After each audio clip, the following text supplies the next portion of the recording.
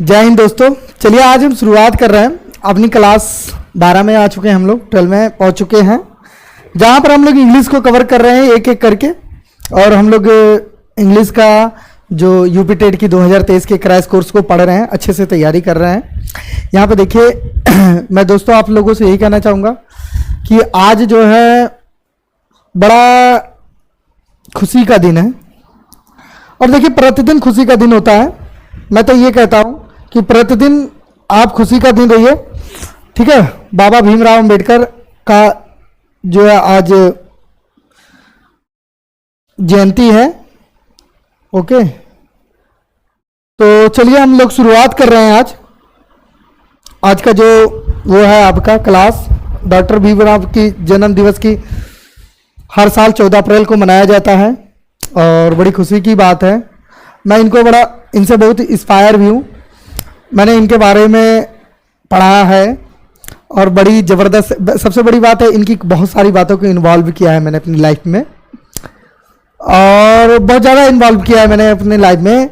इन्होंने डॉक्टर भीमराव अंबेडकर ने बड़ी ज़बरदस्त बात कही थी। इन्होंने कहा कि एक बार हुआ क्या था कि डॉक्टर भीमराव अंबेडकर बहुत छोटे थे, बच्चे थे, बहुत छोटे थे। तो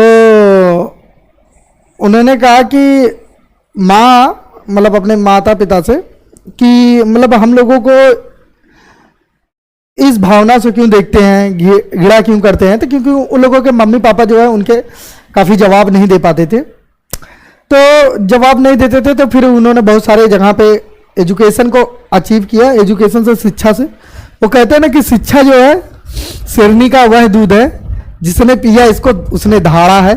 तो वाकई है, जैसे डीएम होता है ना, जब पढ़ के आप यूपीएससी क्लियर करते हैं तो जब वो आता है तो वो दहाड़ता है तो सारे लोग चुप हो जाते हैं। एसपी आता है जिले का और डीएसपी आता है, सीओ सिटी आता है, तो जब वो दहाड़ता है तो सारे लोग चुप हो जाते हैं, साइलेंट हो जाते हैं। तो वही क्यों, वो किस बेस पे दहाड़ता है आपको पता है? किस बेस पे वो बोलता है? एजुकेशन, शिक्षा के बेस पे वो बोलता है। बात करिए उससे, तर्क वितर्क करिए आप।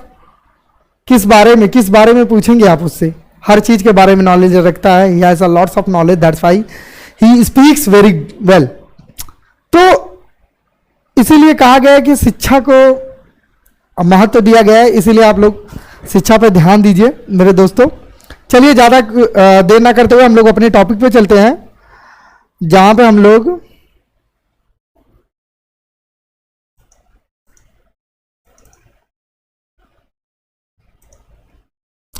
चलिए देखिए हम लोग पहुंच चुके हैं। यहां पे हम लोग आ गए हैं। चलिए ना, हम लोग जो है पढ़ रहे थे एडजेक्टिव। ध्यान से देखिए, ये हम लोग एडजेक्टिव पढ़ रहे थे। ओके, इसके पहले जो हम लोगों ने एडजेक्टिव पढ़ा है वो ये वाला एडजेक्टिव पढ़ा है हमने डेमोन्स्ट्रेटिव एडजेक्टिव। ये एडजेक्टिव हम लोगों ने पढ़ा है, संकेतवाचक विशेषण, और इसको खत्म कर चुके हैं हम लोग। अब आ गए हैं हम लोग ये डिस्ट्रीब्यूट एडजेक्टिव, विभाग सूचक विशेषण। अब इस एडजेक्टिव को पढ़ेंगे और अच्छे से देखेंगे, कवर करेंगे इसको। चलिए तो देर ना करते हुए कवर करते हैं हम लोग। चलिए देखते हैं क्या है ये एडजेक्टिव। ओके, लिखा है डिस्ट्रीब्यूट एडजेक्टिव यानी विभाग सूचक विशेषण। विशेषण का मतलब आप लोगों को अच्छी तरीके से पता भी है कि क्या होता है इसका मतलब। यहां पे जो एडजेक्टिव किसी वर्ग की प्रत्येक वस्तु अथवा व्यक्ति को प्रकट करता है उसे डिस्ट्रीब्यूट एडजेक्टिव कहते हैं। नोट, इनका प्रयोग विशेषता बताए जाने वाले नाउन के ठीक पहले होता है। यानी किसी नाउन के बारे में अगर विशेषता बता रहे हैं तो उसके ठीक पहले होता है। आ रही बात समझ में? जैसे मान लीजिए बॉय आपका एक कॉमन नाउन है, या राहुल, या कंट्री, या सिटी, या स्टेट, ओके, आ रहा है बात समझ में? Are you getting my point? कह रहा है कि किसी भी इनका प्रयोग विशेषता बताए जाने वाले नाउन के ठीक पहले होता है। तो इस पॉइंट को ध्यान में रखेंगे हम लोग, और इसी के अकॉर्डिंग हम लोग क्या करेंगे, अपने स्टडी को आगे कंटिन्यू करेंगे। नाउ जैसे each boy got prize, each boy got a prize. अब देखिए इसमें कौन सा, ये जो ईच है ये आपके बॉय यानी एक कॉमन नाउन है जो बॉय, इसी के ठीक पहले प्रयोग हुआ है। तो ये जो ईच है आपका, इसी को डिस्ट्रीब्यूट प्रोनाउन कहे, एडजेक्टिव कहेंगे। ओके, दूसरा एवरी स्टूडेंट, ये स्टूडेंट है, जो स्टूडेंट का मतलब विद्यार्थी, विद्यार्थी आपका क्या है, एक प्रकार का नाउन है, और उसी के लिए क्या लगा है, एवरी। एवरी क्या करता है, एवरी का मतलब प्रत्येक यानी बांटता है, जब जो बांटने का काम करे, अर्थात विभाग सूचक। चलो बांटने का सेंस ना समझो भले से, लेकिन विभाग सूचक का सेंस समझो। तो आप क्या करेंगे, इसी को मार्क करेंगे कि यही आपका कौन सा एडजेक्टिव, डिस्ट्रीब्यूट एडजेक्टिव है। ईच प्लेयर, कैसे प्लेयर, प्रत्येक प्लेयर। तो ये जो ईच वर्ड है ये आपका कौन सा है, यही आपका डिस्ट्रीब्यूट एडजेक्टिव है। I run a mile every day, ये एवरी जो है डे के पहले लगा हुआ है, तो ये एवरी आपका कौन सा डिस्ट्रीब्यूट एडजेक्टिव है। ओके, एवरी वर्ल्ड, वर्ड, अब ये जो एवरी है ये भी आपका कौन सा एडजेक्टिव है, ये भी आपका डिस्ट्रीब्यूट एडजेक्टिव है। आ रही बात समझ में? एडजेक्टिव, देखिए एडजेक्टिव को अच्छे तरीके से समझिए, और अगर जिन लोगों को नहीं समझ में आ रहा है तो एडजेक्टिव के बारे में तो और बढ़िया से बनाया जाएगा, ठीक है। चले आगे चलते हम लोग, चलिए देखिए अगला 7वां है आपका इंट्रोगेटिव एडजेक्टिव। इंट्रोगेटिव एडजेक्टिव मतलब प्रश्नवाचक विशेषण। प्रश्नवाचक विशेषण का मतलब भैया ध्यान से समझना, प्रश्नवाचक विशेषण किसे कहते हैं, पहले ध्यान समझिए, इसको पहले ध्यान से समझ लीजिए। इंट्रोगेटिव का मतलब होता है सवाल पूछना, एक तरीके का सवाल पूछना। एडजेक्टिव का मतलब होता है विशेषण, यानी एक ऐसा विशेषण जो क्वेश्चन करे, इंक्वायरी बैठा दे, सीबीआई जांच बैठा दे। आ रही है बात समझ में? यानी इंट्रोगेटिव एडजेक्टिव यानी प्रश्नवाचक विशेषण, उसी को बोलते हैं।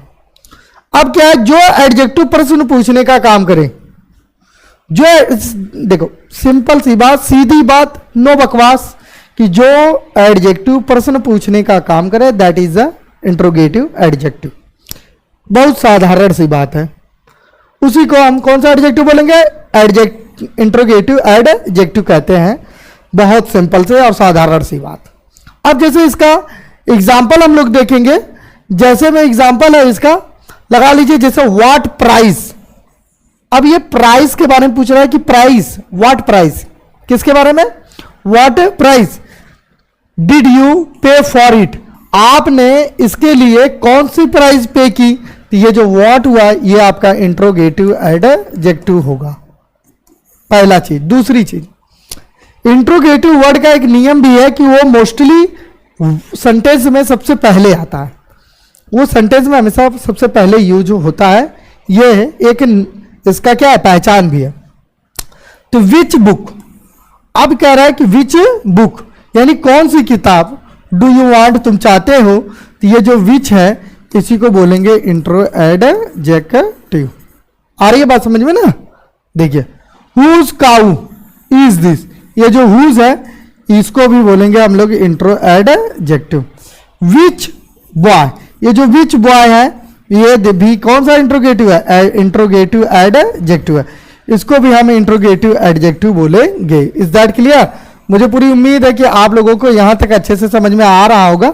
जिन लोगों को भी नहीं समझ में आ रहा है वो कमेंट सेक्शन में मेंशन कर सकते हैं कि सर मुझे समझ में नहीं आ रहा है, प्लीज बताइए सर, मैं उनको और एक्सप्लेन अच्छे से कर दूंगा। चलिए आगे चलते हैं हम लोग। उसके बाद कह रहा है which book are you reading, कौन सी किताब तुम पढ़ रहे हो। तो ये विच यानी बुक, बुक को जो बता रहा है, डिफाइन कर रहा है। तो ये जो विच है ये भी इंट्रोगेटिव एडजेक्टिव है। अगला what flight are you taking, क्या फ्लाइट, तो यहां पे वाट है तो यहां पे विच होना चाहिए था, मैंने गलत लिख दिया, टाइपिंग मिस्टेक हो गई है, ठीक है। तो विच फ्लाइट आर यू टेकिंग, कौन सी फ्लाइट तुम ले रहे हो, तो व्हाट आपका WHAT क्या है, सॉरी WHICH क्या है आपका, ये भी आपका इंट्रोगेटिव एडजेक्टिव है, इंट्रोगेटिव एडजेक्टिव है। चलिए आगे बढ़ते, जिन लोगों को नहीं समझ में आ रहा होगा कमेंट सेक्शन में जरूर मेंशन करेंगे, मैं उनको अच्छे से और एक्सप्लेन करूंगा। ओके, चलिए मुझे पूरी उम्मीद होगी कि आप लोगों को यहां तक समझ में आ गया होगा। जिन लोगों को नहीं समझ में आया होगा वो कमेंट सेक्शन में जरूर मेंशन करें। वीडियो को लाइक शेयर सब्सक्राइब जरूर करें, चैनल को, गरीब बच्चों को जरूर मदद करें। चलिए आगे वर्ब है, देखिए वर्ब का मतलब क्या होता है भैया, क्रिया। क्रिया का मतलब क्या होता है, काम का मतलब क्या होता है, मेहनत करना। मेहनत करने का मतलब क्या होता है, स्ट्रगल करना। स्ट्रगल करने का मतलब क्या होता है, अरे सीधी सी बात यार, मेहनत करना, काम करना।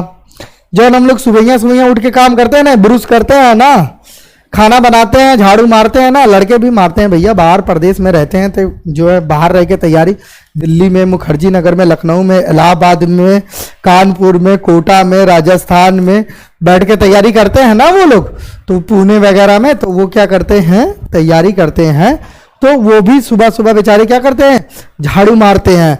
तो वो क्या है, झाड़ू मारना एक प्रकार की वर्ब है, क्रिया, ग्रामर की भाषा में, इंग्लिश लैंग्वेज के ग्रामर की भाषा में ये सब क्या है, क्रिया है। तो क्रिया के बारे में पढ़ते हैं। चलिए क्रियाक्रम बहुत इंपॉर्टेंट है एक इंसान के जीवन में चलिए देखिए क्या है क्रियाक्रम। ऐसे शब्द, कैसे शब्द जी, ऐसे शब्द जिनसे किसी कार्य का करना या होना पाया जाए वर्ब कहलाता है। ऐसे शब्द जिससे शब्द से किसी कार्य को का जो है होना पाया जाए या करना पाया जाए उसी को हम क्या कहते हैं, वर्ब कहते हैं। ये शब्द किसी व्यक्ति, स्थान अथवा वस्तु के बारे में कुछ कहते हैं, यानी कोई व्यक्ति होता है, वस्तु होता है, स्थान होता है, उसके बारे में कुछ कहते हैं। अब जैसे कि मैं पढ़ाता हूं, तो मैं क्या करता हूं, पढ़ाता हूं, तो मेरे बारे में क्या है कि मैं पढ़ाने का काम करता हूं। तो ये जो पढ़ाता हूं, तो इसमें जो पढ़ाने की वर्ब है यानी क्रिया है, टीच। टीच क्या है, एक प्रकार की वर्ब है। वर्ब का मतलब क्या होता है, क्रिया। क्रिया का मतलब क्या होता है, काम करना। आ रही है बात समझ में। चलिए आगे चलते हैं, अगला वाक्य, a verb is a word used for saying something. एक शब्द जो है किसी के बारे में कुछ कहता है, अबाउट सम पर्सन, किसी चीज के बारे में कुछ कहता है, किसी व्यक्ति के बारे में करता है, प्लेस और थिंग, किसी स्थान के बारे में कुछ बताता है, कहता है।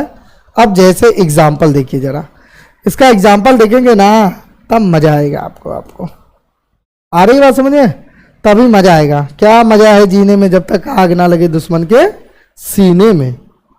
ओके चलें, पढ़े भाई, क्या लिखा है, राहुल रोट आ लेटर लिखा है। ध्यान से देखिएगा, इस चीज को समझिए। ये वर्ब में पढ़ा रहा हूं, वर्ब बहुत इंपॉर्टेंट है मेरे भाई। वर्ब को बहुत अच्छे से पढ़िए आप लोग। जितना इंपॉर्टेंट वर्ब है इंग्लिश में बहुत इंपॉर्टेंट है ये वर्ब आपका। ओके, बहुत इंपॉर्टेंट है ये वर्ब आपका। ध्यान से देखिए जरा, इस वर्ब को ध्यान से देखिए, गौर से देखिए इस वर्ब को। लिखा है Rahul wrote, okay, a letter. और राहुल एक पत्र लिखा। राहुल ने क्या लिखा, एक पत्र लिखा। इसकी जो हिंदी होगी वो है। अब ये राहुल के बारे में बता रहा है, उसकी खासियत कि राहुल ने क्या लिखा, एक पत्र लिखा। क्या लिखा, अब ये राहुल तो आपका एक नाउन है, ये आपका क्या है, एक नाउन है। लेटर भी आपका एक क्या है, नाउन है एक तरीके का।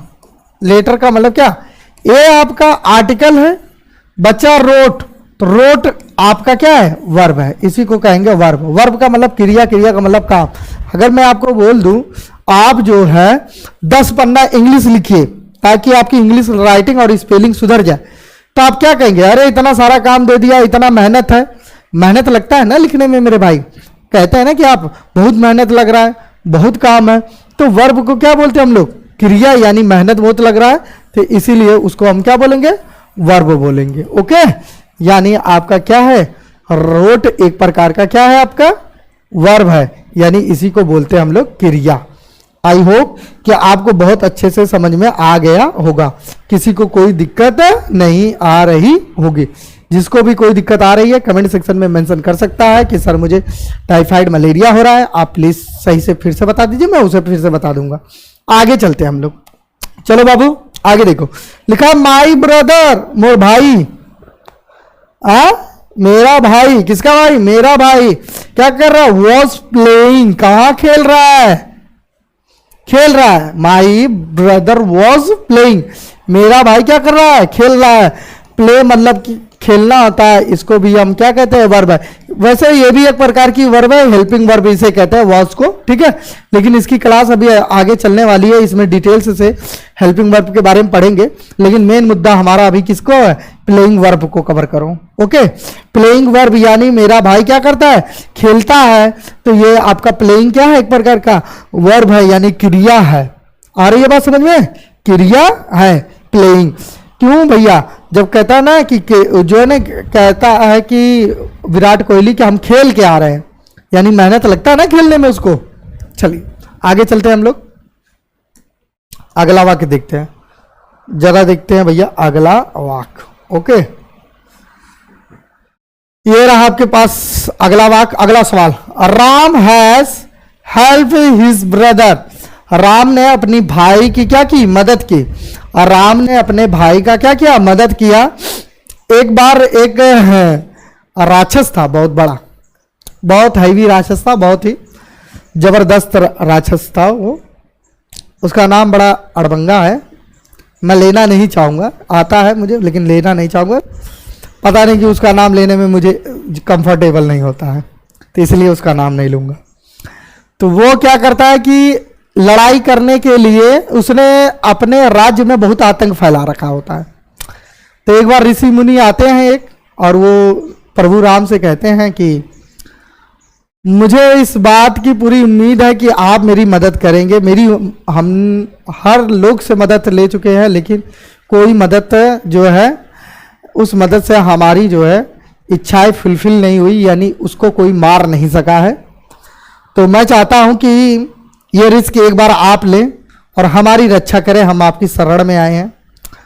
तो श्री राम जी कहते हैं कि जी बिल्कुल करेंगे, हम लोग आपकी मदद करेंगे, बिल्कुल क्यों नहीं करेंगे। वो बताते हैं कि एंड वी आर 4 ब्रदर्स, हम लोग 4 भाई हैं, और हम चारों अपनी जान देकर आपकी रक्षा करेंगे। इस बात का मैं क्या देता हूं आपको, प्रॉमिस करता हूं, वादा करता हूं मैं आपको, डोंट वरी। मैं आपको एफिडेविट पे भी लिख के दे सकता हूं। राम कहते हैं कि I can write on affidavit, मैं लिख के दे सकता हूं कि मैं आपकी प्राणों की क्या करूंगा, रक्षा करूंगा। तो उसमें क्या होता है कि वो कहते हैं कि फिर अपने भाइयों से पूछते हैं कि के जाइए उनके मारे, बहुत दुष्ट हो, और देखा बहुत हरामी भी है, सुनने में आया, यानी बहुत ताकतवर भी है। अब समस्या ये हो गई कि चारों भाई में से चारों तब तक उसमें क्या करते हैं कि छोटा वाला बीच में ही बोल पड़ता है, सबसे छोटा भाई। तो वो छोटा भाई शत्रुघ्न या ऐसे ही कुछ नाम है उनका, हाँ ऐसे ही है, यही कोई नाम है, वो बीच में बोल पड़ते हैं और वो कहते हैं कि महाराज उससे लड़ने के लिए मैं जाऊंगा। कहता बस हम ही मारा भूखे, और क्यों ना मारी। अब वो कहते हैं कि राजा राम कहते हैं कि ठीक है भाई जा, तू ही मारा, कोनो दिक्कत रहा हमके। तो लक्ष्मण उनसे कहने कि ऐसा ना कि तू जात हुआ मारे, लेकिन वो बहुत खतरनाक है, सुन ला ना, मौत के डरो। वो कहने बा मैं दवा तो हूँ डरवावत हुआ, हम जाई। तो लोगों ने भले से कुछ कहा। अब वो चले गए, मार जो है कि तैयारी होने लगी। वो जाते हैं लड़ने के लिए, उसको मारने के लिए। जब मारने के लिए जाते हैं तो कहते भाई सेना की तैयारी वारी कर लो अपना। तो सेना होने की तैयारी करके सुबह एकदम धनुष बाण एकदम आप ले होके पूरा AK-47 और पिस्टल उस्टल खोस के एकदम भर ओढ़ के बंदूक बंदूक आवा ना इनके सामने, कहने के ऐसा ना आप लोड के ले ले, ठीक है, मशीन गन ले ही एकदम पूरा एकदम लोड है। और जाते आज आर या तो पार। तो कहने ऐसा ना जा, तो कहने काम करा तू कौन कौन को तुम हथियार ले ले बा। तू कहने हम एक 47 ले ले ही ले ले हाउ ले ले ही दुनिया भर के अपन जितना हथियार रहेला कुल धनुष बाण बतावा ने। तो कहने काम करा हमारे पास बताते हैं कि हमारे पास एक अस्त्र है, ये वो अस्त्र ऐसे रहता है, उसका जिक्र है रामायण में। कहते हैं कि एक अस्त्र है, इस अस्त्र को आप लेके जाओ। वो बोलते हैं कि इस अस्त्र को लेकर जाओ जो है। तो बोलते हैं कि क्यों भैया? तो वो बोलते हैं कि इस अस्त्र का प्रयोग भगवान विष्णु ने किया था बहुत खतरनाक राक्षस को मारने के लिए, और कहा कि मैं इसका प्रयोग जो है रावण को मारने के लिए रखा था, लेकिन मुझे उसको मारने के लिए इसकी आवश्यकता नहीं पड़ी, इसलिए मैं नहीं मारा। लेकिन इसका अस्त्र जो है, ये जो है हथियार तुम लेके जाओ, और इसका प्रयोग तब करना, कहते हैं कि इसका प्रयोग तब करना जब डू और डाई वाला मामला आ जाए, यानी करो या मरो वाला मामला आ जाए, इसका प्रयोग उस हालात में करना। तो वो जाते हैं छोटे भाई और लड़ते हैं। तो इस तरीके से राम ने क्या किया, अपने भाई की मदद किया, क्या करके, इस अस्त्र को देके। आ रही है बात समझ में? तो जाते हैं और उसका विनाश कर देते हैं। विनाश करने के बाद लौटते हैं बड़े अच्छे से, ओके, और राजा राम बड़े खुश हो जाते हैं। तो वही है, Ram has helped his brother, कि राम ने उनकी अपने भाई की क्या की, मदद की। कैसे मदद की? ये हेल्प्ड जो वर्ड है, इसी वर्ड को हम क्या कहते हैं, क्रिया। यही आपकी क्या है, एक प्रकार की क्रिया है। आ रही बात समझ में? आगे देखिए, द सन शाइन्स ब्राइटली, कहा जो सूरज है वो क्या करता है, चमकता है। तो साइंस मतलब, साइंस मतलब क्या होता है, चमकना, इसी को हम बोलते हैं वर्ब, यानी क्रिया। चलिए आगे, स्टार साइंस एट नाइट, रात में चमकते हैं तारे, ये साइंस फिर ये एक प्रकार की आपकी वर्ब हुई। Is that clear? जिन लोगों को नहीं समझ में आ रहा होगा वो जरूर मेंशन करेंगे कमेंट सेक्शन में। वीडियो को लाइक और शेयर सब्सक्राइब जरूर करें चैनल को। और जिन लोगों को समझ में आ रहा है वो भी कहें कि हाँ सर समझ में आ रहा है। जिन लोगों को नहीं समझ में आ रहा है वो कहें नहीं समझ में आ रहा है सर, मैं देखता हूं। He was reading in my room, वो मेरे कमरे में क्या कर रहा था, पढ़ रहा था।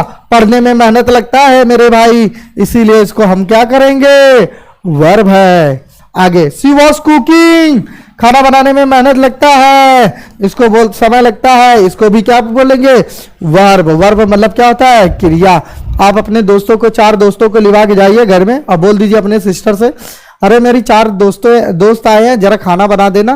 कहती छन्न मन करे, कहिए इनकर 10 रोज दोस्तों आवे न, रोज खाना बनिए, रोज खाना बनिए, कहियो मुर्गा, कहियो मछली, कब्बो हाई तो कब्बो हाउ तो कब्बो हाई।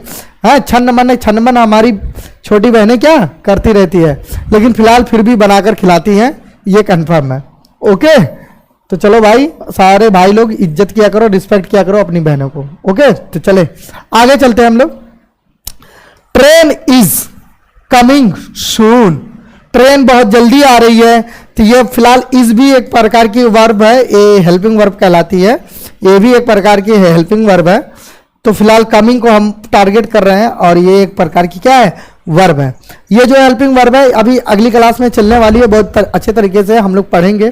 ट्रांजिटिव वर्ब कैसे कहते हैं, इंट्रांजिटिव वर्ब किसे कहते हैं, लिंकिंग वर्ब किसे कहते हैं, हेल्पिंग वर्ब किसे कहते हैं, ये सब पूरा पढ़ेंगे। ओके, चलिए आगे चलते हैं हम लोग। उसके बाद लिखा है बस इज गोइंग, ये इज जो है ये भी एक क्या है, हेल्पिंग वर्ब है। गोइंग इज क्या है, एक प्रकार की मेन वर्ब है। यानी फिलहाल अभी इतना समझो कि ये एक प्रकार की क्या है, वर्ब है। वर्ब का मतलब क्या, क्रिया है। Is that clear? चलिए, मुझे उम्मीद होगी कि आप लोगों को यहां तक अच्छे से समझ में आ गया होगा। जिन लोगों को नहीं समझ में आ रहा है वो मुझे बताएंगे। चलिए आगे देखिए। अब एक अरे क्या कर रहा है भाई, हाँ, classification of verb, classification of verb, ठीक है, यानी क्रिया का वर्गीकरण अब पढ़ेंगे हम लोग। तो इसको 2 भागों में देखिए बांटा गया है। फिलहाल अलग अलग विद्वानों ने अलग अलग मत से दिया है, तो हमने तो कई बार आपसे कहा है कि हम लोग उतना ही पढ़ेंगे जितना हमको काम हो, हम लोग उतना ही देखेंगे जितना अपने को हजम हो जाए। ज़्यादा नहीं खाना है कि पेट खराब हो जाए, और ज़्यादा नहीं पढ़ना है कि माथा पच्ची हो जाए। तो हमें क्या करना है, अपने काम भर के पढ़ना है और निकल जाना है। आ रही बात समझ में? तो चलिए देखिए, दो भागों में डिवाइड किया, एक प्रिंसिपल वर्ब और एक एक्सिलरी वर्ब। तो चलिए भैया आगे चलते हैं। प्रिंसिपल वर्ब क्या होता है भैया? एक तरीके से मेन क्रिया होती है जिसको बोलते हैं। ओके चलिए भैया पढ़ते हैं हम लोग प्रिंसिपल वर्ब। चलो भैया आ जाओ यहाँ, टाटा बाय बाय। ये रहा आपका प्रिंसिपल वर्ब। ओके, जो वर्ब वाक्य में वाक्य के सब्जेक्ट के, वाक्य में क्या, सब्जेक्ट के साथ मिलकर अपना एवं वाक्य के अर्थ को स्पष्ट करता है, उसे वर्ब को हम प्रिंसिपल वर्ब कहते हैं। अब क्या कह रहा है, ध्यान से समझिए। जो वर्ब यानी जो क्रिया सब्जेक्ट के साथ में आता है और खुद का अर्थ व्यक्त करता है और सब्जेक्ट का अर्थ व्यक्त करता है, दैट इज द वर्ब, उसी को हम वर्ब कहते हैं। आ रही बात समझिए? सॉरी, उसी को हम प्रिंसिपल वर्ब कहते हैं। Is that clear? Principal verb क्या कहते हैं, इतना समझ में आया आपको कि वो सब्जेक्ट का अर्थ व्यक्त करेगा और खुद का अर्थ व्यक्त करेगा, उसी को हम बोलते हैं प्रिंसिपल वर्ब। इतना ध्यान से समझिए। यानी एक तरीके से आगे चलते हैं। अभी देखिए जरा समझ में आएगा आपको, बड़ा अच्छे समझ में आएगा यार। देखिए तो प्रिंसिपल वर्ब किसे कहते हैं, देखिए ही रीड्स। अब इसमें क्या है, ही रीड्स का हिंदी निकालिए। इसका हिंदी होगा वह पढ़ता है। ये इसकी क्या है, हिंदी है कि वह पढ़ता है। अब वह पढ़ता है तो ये जो ही है ये आपका एक प्रकार का क्या है, सब्जेक्ट है। सब्जेक्ट का मतलब क्या होता है बाबू, कर्ता। मैंने आपको पढ़ा रखा है लास्ट वाली सारी क्लासेस में। तो ये हो गया आपका सब्जेक्ट और रीड्स आपका हो क्या हो गया, वर्ब। वर्ब का मतलब क्या है बाबू, मैंने आपको बता दिया है कि आप लोगों को कि वर्ब का मतलब होता है क्रिया। अब ये जब क्रिया है तो इसी को हम बोलते हैं प्रिंसिपल वर्ब बोलते हैं। इसी को कौन सा वर्ब बोलते हैं, प्रिंसिपल वर्ब। हिंदी में देखा जाए तो एक प्रकार का इसको बोलते हैं मुख्य क्रिया। ओके, अगला, ही राइट्स एन एप्लीकेशन, वो है एक एप्लीकेशन लिखता है। अब ये जो ही है ये आपका एक प्रकार का क्या है बाबू, सब्जेक्ट है। सब्जेक्ट का मतलब क्या बताया मैंने आपको, I have told you numbers of time that's he is a subject, कि ही आपका क्या है, सब्जेक्ट है। राइट्स आपका क्या है, ये आपका एक वर्ब है। अच्छा, वर्ब में कौन सा वर्ब है, ये प्रिंसिपल वर्ब है। वर्ब में कौन सा वर्ब है, प्रिंसिपल वर्ब है। एन एप्लीकेशन बाकी जो है क्या है, सेंटेंस के पार्ट है। देखिए ये सब्जेक्ट का भी अर्थ व्यक्त कर रहा है और खुद का भी अर्थ व्यक्त कर रहा है। ओके चलिए आगे देखते हैं। अगला वाक्य देखिए, अगला, प्रिंसिपल वर्ब के दो उपभेद होते हैं। प्रिंसिपल वर्ब के क्या, दो उपभेद होते हैं। एक तरीके से कहा जाए कि प्रिंसिपल वर्ब को साधारण और जो अपने लैंग्वेज में ठेठ भाषा में कहा जाए तो प्रिंसिपल वर्ब को दो भागों में डिवाइड करते हैं। आ रही है बात समझ में, ठेठ भाषा में। तो जैसे क्या, ट्रांसिटिव वर्ब और दूसरा इंट्रांसिटिव वर्ब। तो पहला है ट्रांसिटिव वर्ब, दूसरा है इंट्रांसिटिव वर्ब, या पहला है इंट्रांसिटिव वर्ब, दूसरा है ट्रांसिटिव वर्ब। चाहे उल्टे पढ़ो चाहे ऊपर पढ़ो, पढ़ना तो दोनों के हैं, हमें बस समझने का क्या है फेर है। अब पढ़ते हैं ट्रांसिटिव वर्ब किसे कहते हैं। चलिए जरा देखिए ट्रांसिटिव वर्ब किसे कहते हैं भाई। तो ओके, ट्रांसिटिव वर्ब को ध्यान से देखते हैं। ओके, लिखा है ट्रांसिटिव वर्ब जब वाक्य में क्या भैया, जब वाक्य में मुख्य क्रिया का फल कर्ता से, मुख्य क्रिया का क्या फल कर्ता से आरंभ होकर किसी अन्य नाउन या प्रोनाउन पर मुख्य क्रिया का फल पड़ता है, उस नाउन प्रोनाउन को हम वाक्य का क्या कहते हैं, ऑब्जेक्ट कहते हैं। पहले ट्रांसिटिव वर्ब को समझने के लिए ऑब्जेक्ट समझ लीजिए। पहले क्या है ऑब्जेक्ट, बहुत जबरदस्त तरीके से समझ में आएगा आपको, ध्यान समझिए। जिसपे आपका प्रभाव पड़े, जिसपे आपके क्रिया का क्या पड़े, प्रभाव पड़े, वही आपका क्या है, वही आपका ट्रांसिटिव वर्ब है। आ रही है बात समझ में, ट्रांसिटिव वर्ब ध्यान से समझना। चलिए जरा देखिए, यहां पे एक एग्जांपल है, लिखा है जरा इसे बड़ा कर देते तब मजा आएगा। ओके, ये हाँ, ये रहा, लिखा है ही ईट्स एन एप्पल, लिखा है एन एप्पल, वह एक सेब खाता है। इसकी जो हिंदी होगी ये है,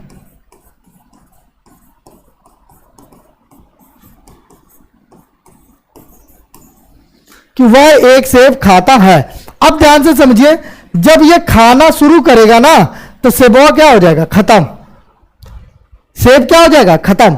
यानी जब वो खाना शुरू करेगा तो सेब क्या हो जाएगा, खत्म हो जाएगा। तो जब खत्म हो जाएगा तो यानी इसके खाने का प्रभाव किस पे पड़ा, सेब पे पड़ा, एक सेब पे पड़ा। तो ये सेब आपका क्या होगा, ऑब्जेक्ट होगा। इसी सेब को हम क्या बोलेंगे बाबू, ऑब्जेक्ट बोलेंगे। तो ये ही सेब आपका क्या है, ऑब्जेक्ट है, ऑब्जेक्ट, ध्यान समझिए, ऑब्जेक्ट। और इसी जब किसी भी सेंटेंस में एक वर्ब ऑब्जेक्ट के साथ आए तो उसी को बोलेंगे ट्रांसिटिव वर्ब, तब ये ट्रांसिटिव वर्ब कहलाएगी। अगर इसी के साथ ये ऑब्जेक्ट हट जाता तो तुरंत ये इंट्रांसिटिव वर्ब हो जाता। फिर से समझिए, नहीं समझ में आया तो देखिए, लिखा हुआ है यहां पे सी कुक्स फूड। जब वो खाना बनाएगी तो खाना क्या हो जाएगा, खत्म। तो ये जो फूड है ये आपका क्या है, ऑब्जेक्ट हो जाएगा। तो ये खाना बनाने का क्या पड़ रहा है, इस पे प्रभाव पड़ रहा है। जैसे चावल बनाएगी तो चावल उबालेगी तो चावल पे प्रभाव नहीं पड़ेगा, चावल क्या हो जाएगा आपका, नहीं कहते चावल कैसा बने ले हो, गिल्ला हो गया, टाइट है, सही नहीं बना है, तो बताता नहीं, यानी चावल पे क्या पड़ेगा, प्रभाव पड़ेगा। तो इसको क्या हो जाएगा, ये आपका क्या है, ऑब्जेक्ट हो जाएगा। तो उस कंडीशन में ये आपका ट्रांसिटिव वर्ब कहलाएगा। राहुल रीड्स बुक, राहुल किताब पढ़ता है। आप कहते हैं ना कि मैं क्या किताब पढ़ चुका हूं, यानी मैंने किताब पढ़ लिया है। ये तो यानी उस किताब का क्या है, किताब पे प्रभाव पड़ा, यानी वो किताब क्या हो चुकी, खत्म हो चुकी। तो उसी को हम क्या बोलेंगे, we will call this is the object. तो इसी को जब एक सेंटेंस में ऑब्जेक्ट आए तो उसी को बोलेंगे ट्रांसिटिव वर्ब बोलेंगे, ट्रांसिटिव वर्ब। मुझे उम्मीद होगी कि आपको ट्रांसिटिव वर्ब अच्छे से समझ में आ रहा होगा। राहुल रीड्स न्यूज़पेपर, राहुल क्या पढ़ता है, न्यूज़पेपर पढ़ता है। अब ये न्यूज़पेपर क्या है आपका, ऑब्जेक्ट है। जब ये ऑब्जेक्ट है तो इसको हम रीड्स को क्या बोलेंगे, ट्रांसिटिव वर्ब बोलेंगे, इसी को हम ट्रांसिटिव वर्ब बोलेंगे। ओके, चलिए तो अब समझ लेते हैं इंट्रांसिटिव वर्ब किसे कहते हैं। जरा देखिए इंट्रांसिटिव वर्ब किसे कहते हैं। इंट्रांसिटिव वर्ब मैंने आपको बताया जिसके साथ ऑब्जेक्ट नहीं आएगा वो इंट्रांसिटिव वर्ब कहलाएगा। सीधी बात, नो बकवास। ओके, सीधी बात, नो बकवास, एक साधारण सी बात। चलिए आगे देखते हैं। जब वाक्य में मुख्य क्रिया का फल कर्ता से प्रारंभ होकर कर्ता के साथ ही समाप्त हो जाता है तब उस मुख्य क्रिया को हम इंट्रांसिटिव वर्ब कहते हैं, इंट्रांसिटिव वर्ब कहते हैं। आगे देखिए, जैसे एग्जाम्पल, एग्जाम्पल देखिए, ये रहा आपके पास एग्जाम्पल, लिखा ही रीड्स, वह पढ़ता है। इसकी जो हिंदी होगी वह पढ़ता है, यह हिंदी है जी। अब क्या पढ़ता है, कुछ नहीं पता, तो ही आपका क्या है, सब्जेक्ट है। अब देखो रीड्स क्या है आपका, वर्ब है, तो इसी को हम बोलेंगे इंट्रांसिटिव वर्ब बोलेंगे, इसी को इंट्रांसिटिव वर्ब बोलेंगे, क्योंकि इसमें कोई ऑब्जेक्ट नहीं है। जब ऑब्जेक्ट नहीं रहेगा तो उसी को इंट्रांसिटिव वर्ब बोलेंगे। राहुल राइट्स, राहुल लिखता है, क्या लिखता है पता ही नहीं, तो राहुल आपका क्या हुआ, सब्जेक्ट, और इसको बोलेंगे इंट्रांसिटिव वर्ब बोलेंगे, इंट्रांसिटिव वर्ब। क्यों, अगर इसी के आगे एन एप्लीकेशन रहता तो वो तुरंत क्या हो जाता, ये ट्रांसिटिव वर्ब में कन्वर्ट हो जाता। आ रही है बात समझ में। चलिए, बस गोस, बस जाती है, गोस आपका intransitive verb. Train comes, train आती है, कम्स आपका इंट्रांसिटिव वर्ब हो गया। ओके, ही, आगे देखिए, ही वर्क्स, यह वर्क्स आपका इंट्रांसिटिव वर्ब हो गया। अगला देखिए, ही स्पीक्स, स्पीक आपका इंट्रांसिटिव वर्ब हो गया। सी क्लीन्स, क्लीन्स आपका इंट्रांसिटिव वर्ब हो गया। इस तरीके से आपका ट्रांसिटिव और इंट्रांसिटिव वर्ब हो गया। ओके, चलिए, ट्रांसिटिव और इंट्रांसिटिव वर्ब हम अच्छे से समझ चुके हैं। जिन लोगों को नहीं समझ में आया होगा वो बताएंगे कि मुझे सर समझ में नहीं आया। उसके बाद हम लोग अभी हेल्पिंग वर्ब पे अपना डिस्कशन करेंगे। फिर मैं आपसे अभी विदा लेता हूँ। उसके बाद अगली वीडियो में हम डिस्कशन करेंगे वर्ब के बारे में। तब तक के लिए जय हिंद दोस्तों।